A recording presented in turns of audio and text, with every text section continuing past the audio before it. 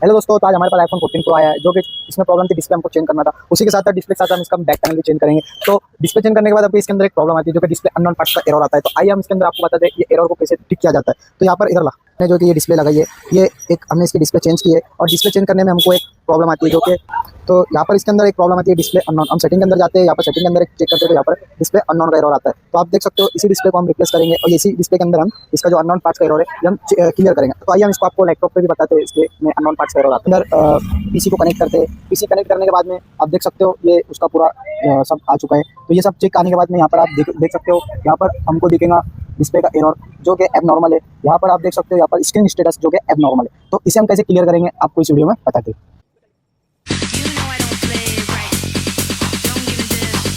I'm gonna get back when I feel like. Don't give me this.